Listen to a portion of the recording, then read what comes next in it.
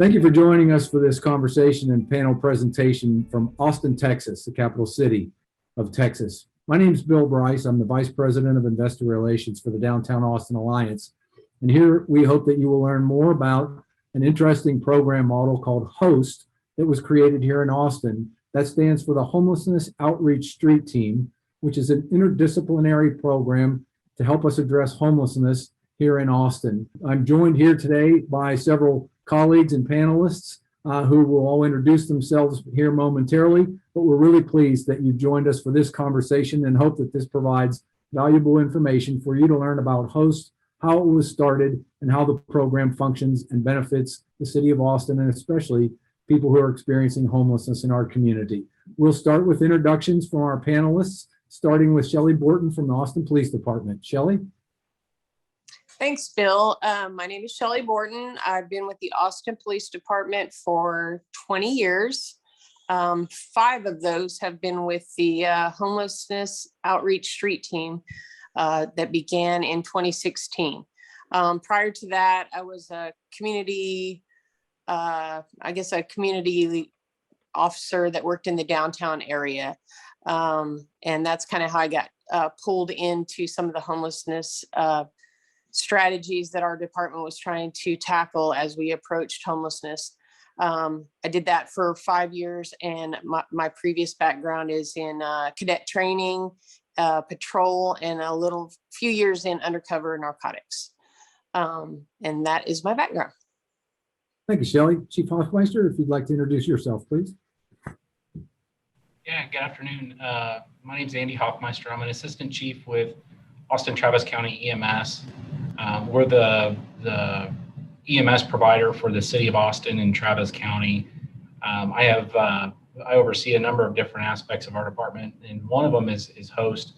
I oversee the paramedics and EMTs that are on our community health paramedic team, and several of those team members are assigned to HOST and working with the HOST team. Their primary role is to provide medical care and assistance there. I've been with our department for coming up on 20 years and worked in a variety of different areas, but I've been working in this capacity along with the Austin Police Department and the Downtown Austin Community Court, Integral Care, all of the partners you see here, the Downtown Austin Alliance, for the last 5 years since the beginning of HOST. So happy to be here. Thanks, Chief. And next we have Daniel Rossi from our behavioral health provider, Integral Care. Daniel? Thank you, Bill. My name is Daniel Rossi. I'm the peer on board, which means I come with lived experience. It's like, I could tell you all day how an apple tastes, but if you tasted one, you know how juicy it is, how flavorful it is. So I get to share the experience that coming to Austin, twisting my ankle, becoming houseless, and learning how to navigate the system, I can now help and assist other people. So I'm the peer on board. Thanks, Daniel. And Peter Valdez, Court Administrator from Downtown Austin Community Court. Pete?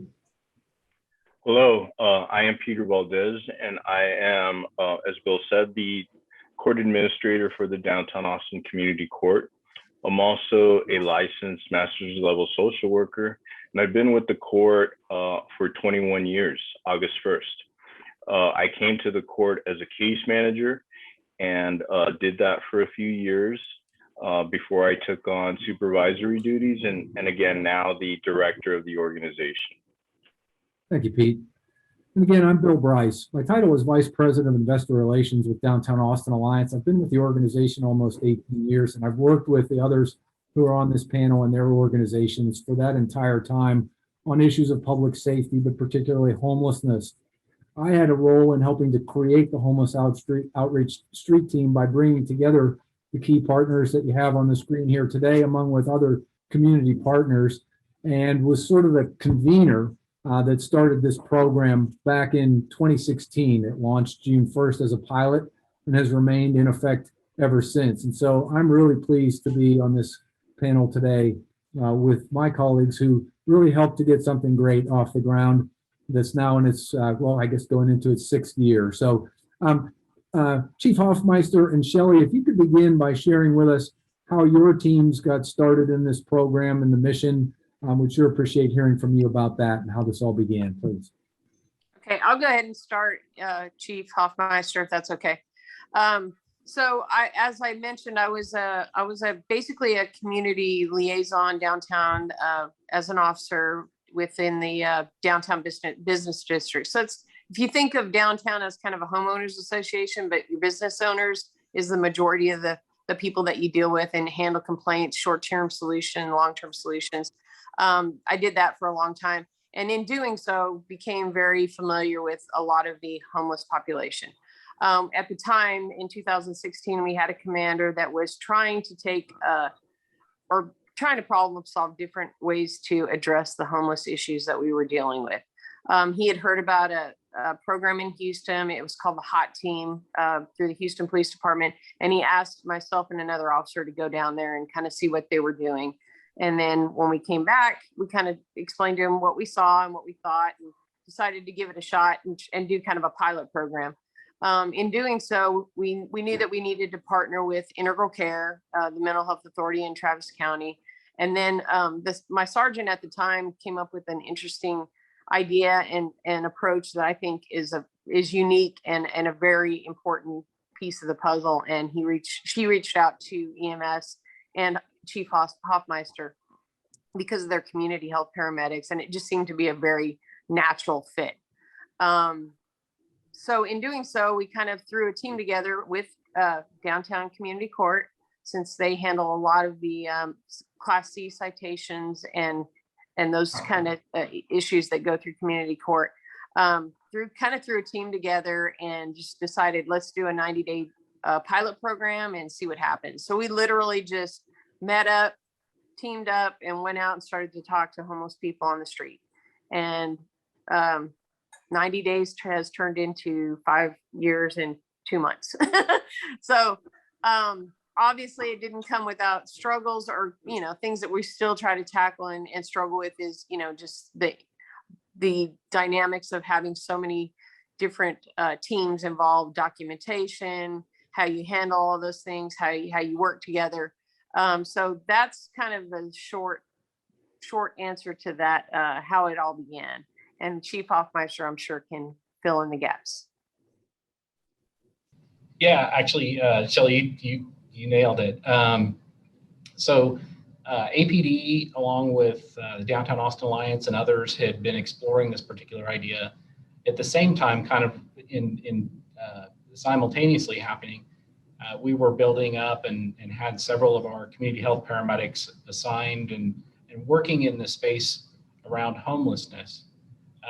The community health paramedic team is a team of paramedics that aren't regularly assigned to an ambulance. Their primary role is to work with those that have struggles in relation to healthcare and medical issues that cause them to frequently utilize emergency services. So we all knew each other to some extent or another. However, our team, things in some ways were siloed, right? So when Shelley's sergeant approached me and asked, hey, what do you think about dedicating a person to this particular effort that could work with the team? It felt like a very natural fit. So we assigned one of our paramedics that was really very passionate about homelessness and working with those that are experiencing homelessness to the team. And at the same time, Bill Brice and others and some of our council members provided that support in convening the group and really supporting the idea. And so we kind of jumped on board. And I can remember there was a day where it was literally almost like, well, let's take those individuals that you have working in that particular space and let's put them in a room and have them start working together and try to achieve these certain goals. So we did. And I think, like Shelley mentioned, what we thought was going to be maybe just a 90-day pilot, and we're interested to see what happened, has become a, going on 6-year social experiment, if you will. So yeah, it's been a wild ride. It's been incredible.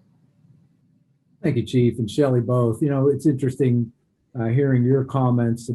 Causes me to reflect on how this came together back in 2016. And Shelley's right. We had seen a model in Houston, the Hot Team, which is really mostly just police officers working in a special manner to address people experiencing homelessness and direct them to services and housing. And as we looked at other models around the country and then looked around the table in Austin to see, who are the partners that we have, who are the partners that we need, in large part, it was a matter of we have a lot of resources. How can we repurpose resources to work differently and more creatively to create something new and take a different approach? And this really wouldn't have happened without the full support of EMS, of community court, of APD, and integral care all working together. And it all came, our first meeting that year was April 15th. And by June 1st, we had a pilot on the ground operating. It was really remarkable how quickly this came together. And again, that was only due to the support of all the different partners working together. I'd like to ask Pete if you could describe for us the role that community court plays in this equation in terms of homelessness, outreach, diversion, your interaction with the people that are on the street experiencing homelessness, and the role of the court in this program, Pete. Absolutely.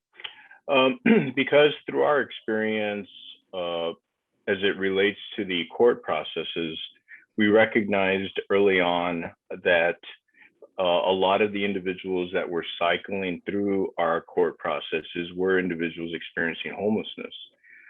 Because of that, we had wanted to do outreach for a long time. We thought that outreach would help us develop those positive working relationships with these individuals and would help us develop the rapport that was necessary for them to voluntarily come in and ask for services, as opposed to them getting arrested or receiving citations and then us having to engage them at that point. We felt it would be a lot more effective for us to proactively outreach, as opposed to, again, reactively engaging them when they were under arrest or coming in because they received new citations.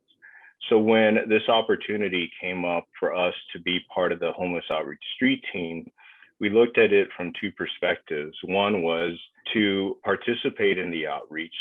So we would designate one of our case managers as part of the outreach street team, again, to help develop that relationship with the individuals experiencing homelessness, to give us, or rather to give the individuals experiencing homelessness a better idea of the services that we provide, and really focus on getting them to trust us, and so that they would come in and voluntarily ask for services. So we designated one of our intensive case managers to the Homeless Outreach Street Team.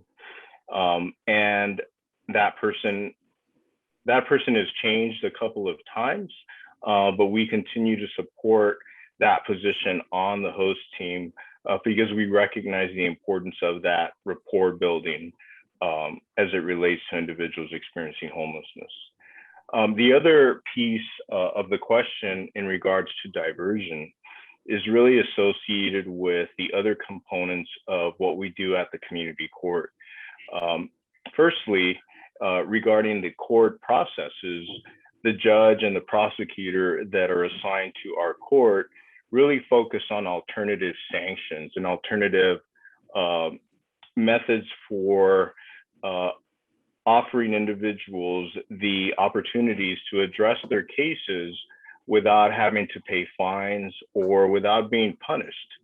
In other words, utilizing those charges and motivating them through those charges to accept our services once again. And so the judge will get really creative about some of the alternative sanctions that he offers. So for some people that don't want to agree to working with a case manager, he may agree to allowing them to conduct a community assessment for housing and give them credit for the time they spent doing that community assessment toward the fine that they owe because they did not want to engage in case management. They will also have the opportunity to do community service if that's what they want to do to address their case.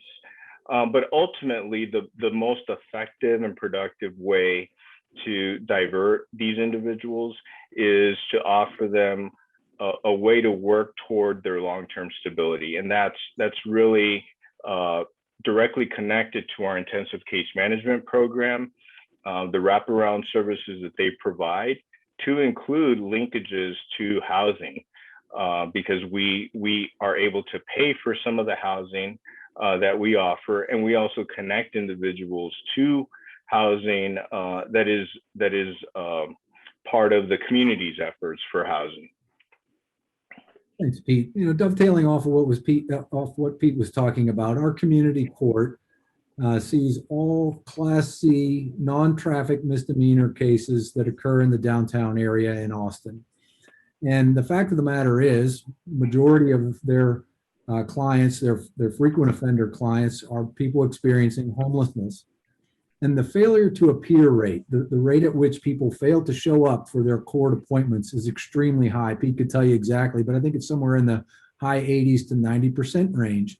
And the fact that community court, since this program started, has a caseworker represented on the team and is able to go outside of the office, actually working the streets in tandem with, alongside EMS, Integral Care, and APD, is a way to reach out to people, get them into the court, begin to work with them to engage them in services. And as Pete spoke to a small degree, at least in his comments, community court has a lot of resources they can offer people in terms of case management, other treatment and services, including housing, to help get them off the street, or at least hopefully on a faster pathway to resolving their homelessness and reoffending behavior, reducing their recidivism. But EMS has also been a really important part of this team. And I didn't realize it until after this program had begun. But EMS probably brings, I think, one of the greatest opportunities and advantages to this program, being part of the interdisciplinary team and bringing a service to people on the street that I think is so important in helping to get people to open up and engage. And I'd like to ask Chief Hofmeister to speak to this in terms of EMS's role in this partnership. But I often use this example when I talk about our host program and having EMS involved. For those of you that are familiar with people experiencing homelessness and chronic homelessness, I use this example a lot. They almost always have chronic foot problems. And if there is an EMT on the street trying to engage with someone, you may have a police officer present, you may have a caseworker from community court or integral care present, but if that EMT can get that person one degree of comfort by saying, how about if I help you fix your feet? Let's get you feeling better.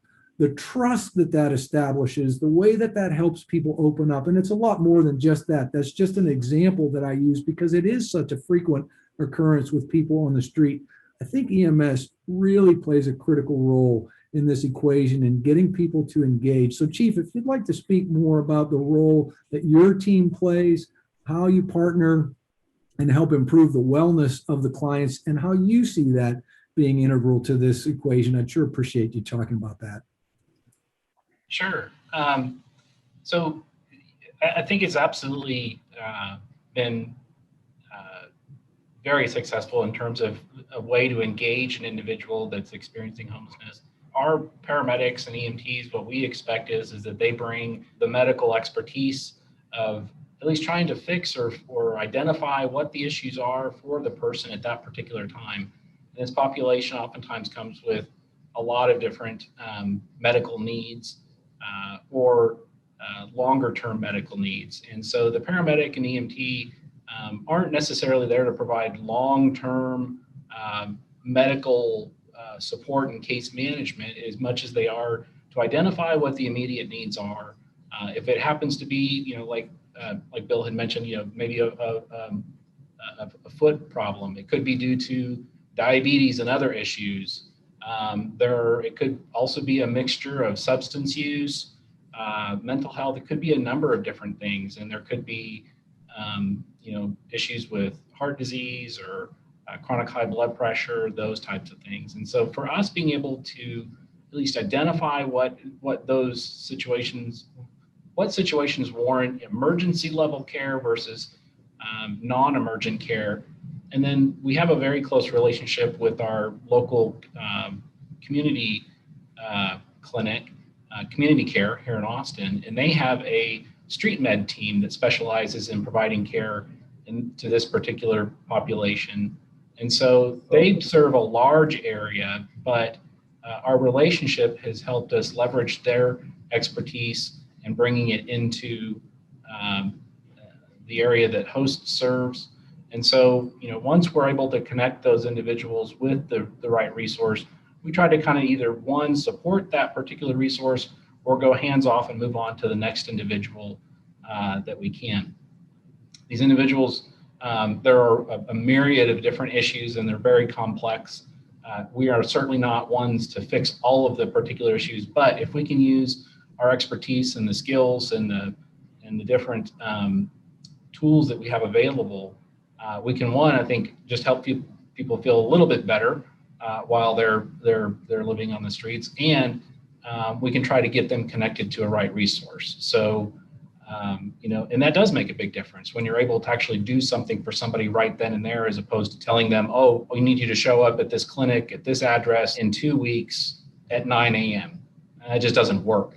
So we like to kind of think of ourselves as we actually bring healthcare to the person, as opposed to making them kind of fit or trying to shove them into the mold that we have in place in terms of brick and mortar services. So I think it has really helped, and my hope is that our expertise and the care and the relationship we're able to build for medical issues can help people like the case managers with that engage with that individual and carry them beyond that, or link them up with integral care and people like Daniel, so that he or others can take them and move them to other levels of care, or whatever the case may be. So yeah, that's what we think what we bring to the table. Thank you for that, Chief. As Chief Hofmeister was speaking there, it reminded me that this program was always intended to be out there trying to get in front of a crisis from occurring, address people on the street before the crisis occurs, before the 911 call is made.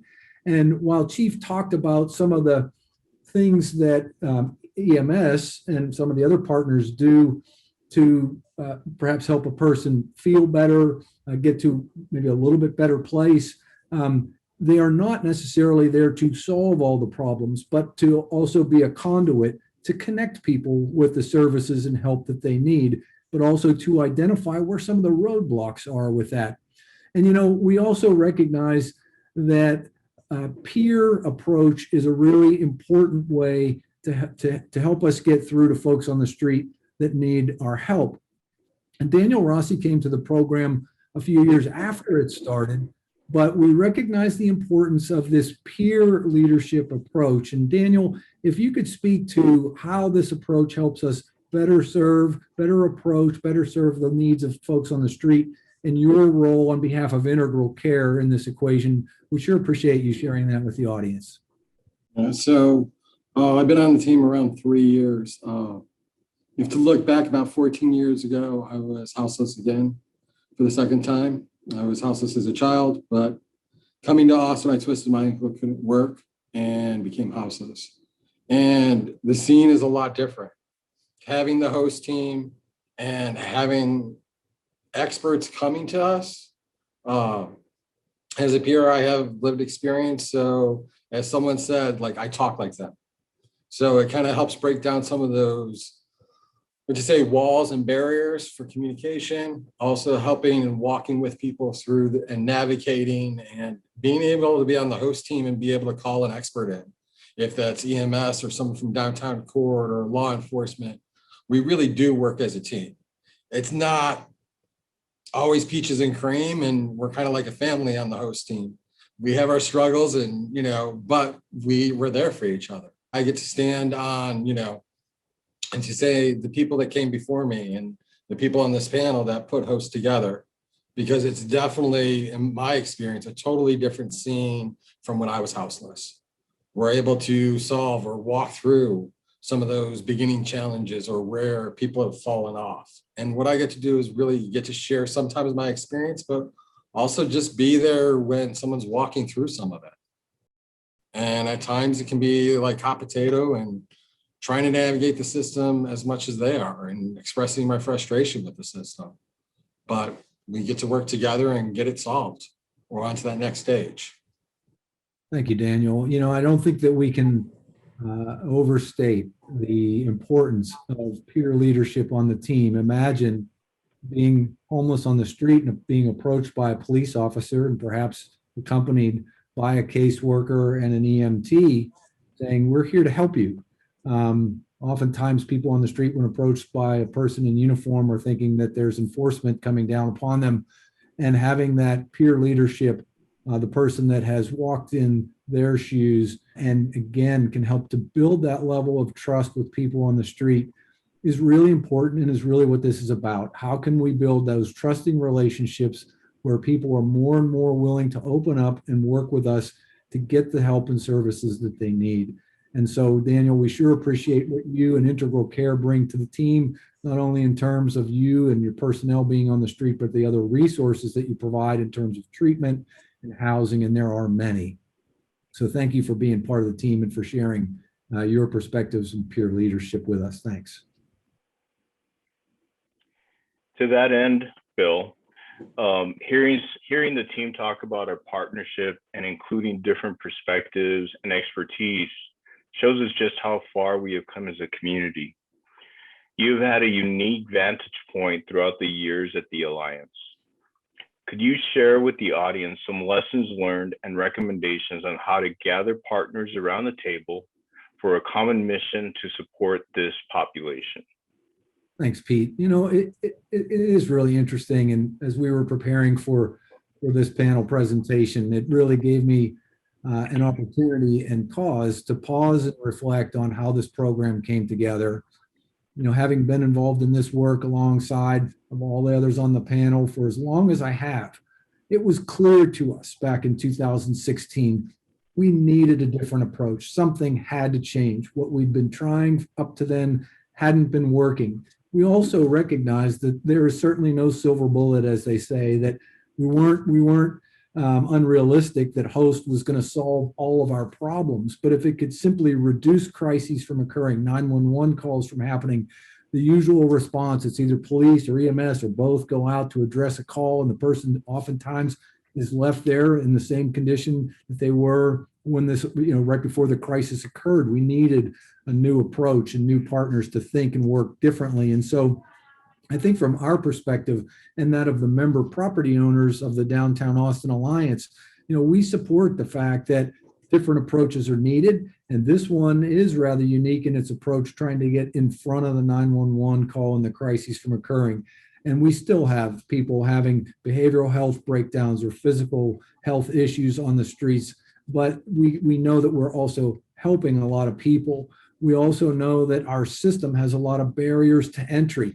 Maybe there isn't capacity in the shelter. People can't access the behavioral health care services that they need or physical health care services that they need, even when they want and have said to our officials, we want these services. A lot of people in community court, there's over a 230-person waiting list today of people who have told their court caseworkers they want behavioral health care services, but there has been no access to that. We've now created yet another new program that we're testing right now to provide a direct line to behavioral health care and physical health care services that is housing focused to help get people in the system, help them resolve their homelessness, and hopefully to do so faster. And so, I think that I would say in terms of recommendations, every city has an organization like the Downtown Austin Alliance. We are the management entity for a public improvement district, whether it's public improvement districts or business improvement districts. Every city around the country, most large and small, have organizations like ours that people can partner with to try and do things differently. We have the opportunity and the ability to advocate for testing new initiatives, doing things differently. We can do, in some cases, what the city staff that work for community court, EMS, APD cannot do in terms of advocating the way that they'd like to for new programs or for funding. And so for an organization like the Downtown Austin Alliance to go to city council and advocate for the creation of a new pilot program that requires funding support in order to get it up and running, we are able to do that and advocate in ways that the staff necessarily cannot.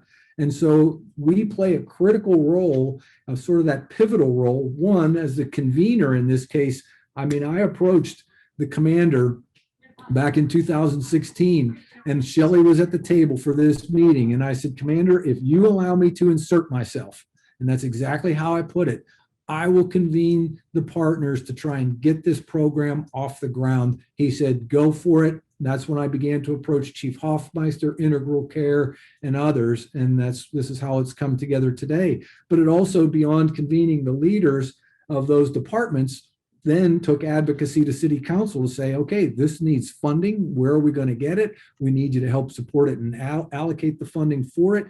And our organization for a year and a half, the first year and a half of the program, even donated office space to provide a base operation hub for the team to function out of until new space opened up for them. That is in our sobering center here in downtown Austin. And that was something else that we saw and learned in Houston. The sobering center in Houston is co-located with the Houston Hot Team. We wanted our sobering center and host team to be co-located. And so while they were on almost separate but similar tracks moving forward to be created, they are now located in the same facility, similar as to how that works in Houston, knowing that a lot of people that come through the sobering center are people that host is interfacing with. And so our role is to try and advocate, convene, make those connections, try to help test new initiatives, bring new ideas to the table, and bring partners together. So I would suggest that for those of you on the call that might represent community courts or other perhaps city agencies or county agencies, I'd highly recommend you look for the organization like ours in your community to see how you can partner together, because I think you'll find a willing partner that can be a lot of help to you to get things like this off the ground. Thanks, Pete. So I'd like to ask each of you what recommendations you might have for the audience. Shelley, Andy, Pete, Daniel, we'll start with Shelley, but Shelley, based on the history of getting Host up and running, you having been part of it for as long as you have, what recommendations might you have for the audience that might be helpful to them, please? I would try to get creative. Look at your city. Look around and see what's unique about what's available to you. I think you can't add too many different entities. I think you have to have the right ones for whatever works for your specific setup. But I think getting creative, I think is what I think the key is, and kind of knowing what's out there. I think I had just started to hear about the community health paramedics when Host became an idea, and the fact that we had someone that thought, man, that seems like a good idea. And we talked, and Bill, you talked about it specifically, but it is a key role in what we do. There's a lot, like you said, there's a lot of times when people see a police officer, they see a social worker, there's hesitation because of previous experiences, but you can't be mad at someone that's there to provide you medical help. And that always is a gateway into trust and willingness next time. It may not be immediately, but they'll remember that. And it's crucial. It's crucial in a lot of what we do. Because I deal with it myself. There's no secret there that people see me. They may not know me from previous experiences, but they see the uniform. And a lot of times I will say, let's see if there's anything that we can do for this person medically. And I think that is something that's very unique. And I would highly recommend that aspect if there's anybody out there that's looking for that type of, or if they have that resource available to them to use it.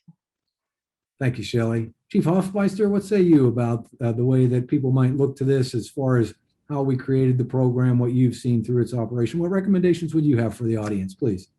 Yeah, so I would definitely echo what Shelley mentioned, which is explore what resources are out there. You might have to look for those champions within the different organizations that are willing to listen to, as I say, I always love a good, crazy idea, and I'm, very rarely will I turn it down. And so you have to find those that are willing to listen and talk to them. You do have to find folks that are able or willing to dedicate the resources, agencies and different providers that work in the space. It's not like these agencies are well resourced and they just have lots of people waiting and easy to dispatch and deploy to different areas. But try to find those that are willing to at least talk, be creative on how you staff some of those things. For us, we're lucky. I have folks that are assigned, and that's their entire role. We might, there might be ways of getting something where you can dedicate part of a person's time or something like that. I think another thing that comes to mind too is starting out it's important to start small and grow and try to scale up as much as you can. This is an extraordinarily challenging area to work in. And, like for instance, the city of Austin, if we were to say, oh, this team that consists of, 6 to 10 people, depending on, if you look at people that are in the room or all of the services that support them, trying to serve the entire area that the city of Austin covers, you're gonna burn some people out, and it's going to be really difficult to do. But if you start in a smaller area with very clear vision of what you want to set out to achieve, and everybody knows kind of what their roles are, but there's enough overlap between the roles to kind of hold space until you can get the right resource or the kind of the content expert involved. It's really important. It's very, very important. So I would just look for those champions that are willing to hear out the idea.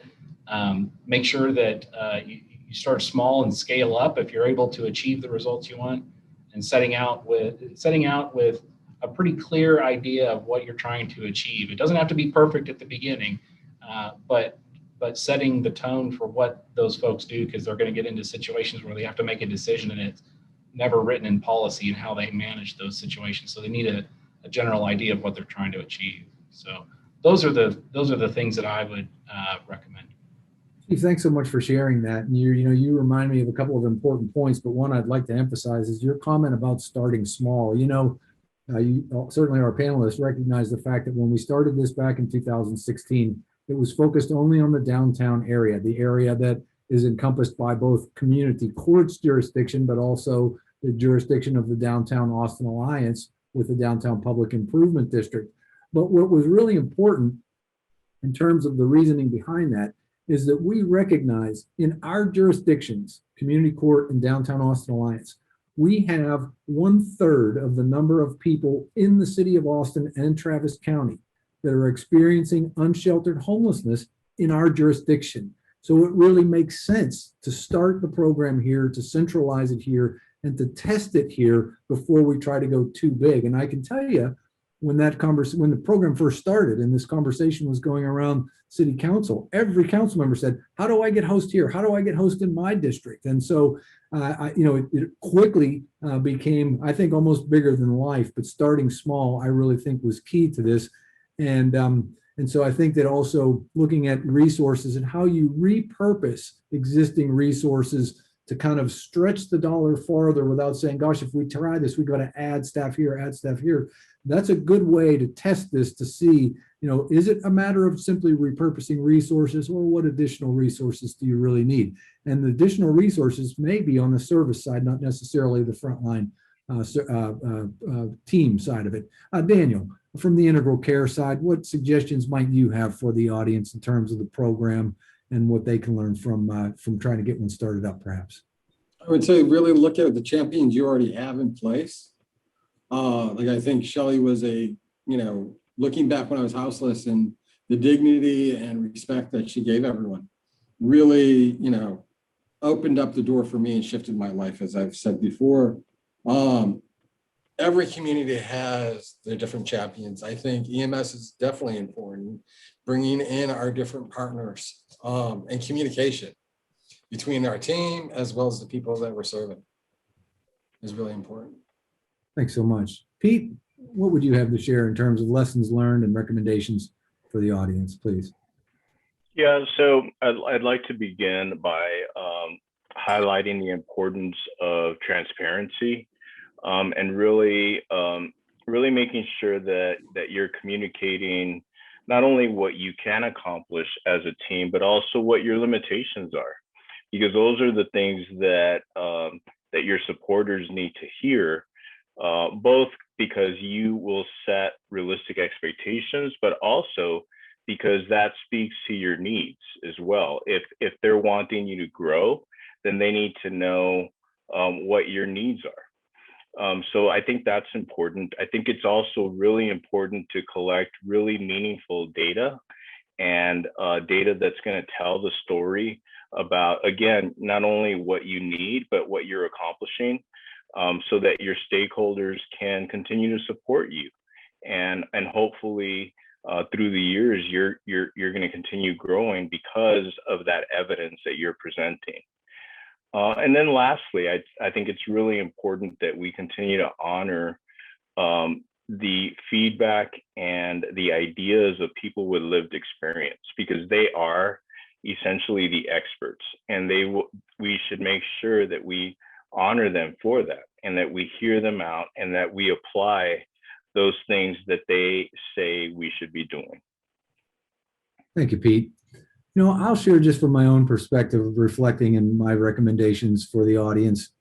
You know, to me, there's a couple of things from where I sit that were critically important in creating HOST, the Homeless Outreach Street Team. And one is relationships. And as we've talked about on this call, this group, we've worked together. Our agencies and organizations have worked together for many, many years. By virtue of that, we had an established level of trust between us. We also had common objectives. The common objective here was, how do we better address the needs of people experiencing homelessness that are having crises on our streets? And, you know, while our motivations for wanting that goal to be achieved might be very different, the goal of our property owners just not wanting to have problems, not wanting to have crime, not wanting to see people experiencing homelessness on the street, right or wrong, the motivation was less important than the desire to have that common goal. And so I think the relationships and building trust among the agencies and partners is critically important. We were fortunate here where I and these partner agencies had relationships established for a long period of time, where when we decided we wanted to step off and test this initiative, we were able to quickly ramp up and make that happen. So I think relationships, trust, and having common goals is really important, regardless of whether the motivations of the different partners align for the reason that they want to achieve those goals. And so with all of that, I really would like to thank all of our panelists, Pete, Chief Hofmeister, Daniel, Shelley. You've all been great partners and are really, really important, critical to the success of this program. To our audience, we certainly hope that this might be helpful in giving you new ideas to try and approach things differently, repurpose resources, test new initiatives, and address problems in your communities in ways that you have not tried yet. And we certainly hope that this just has been a great benefit to all involved, and we'd look forward to talking more with you about this hopefully in the future. Thank you.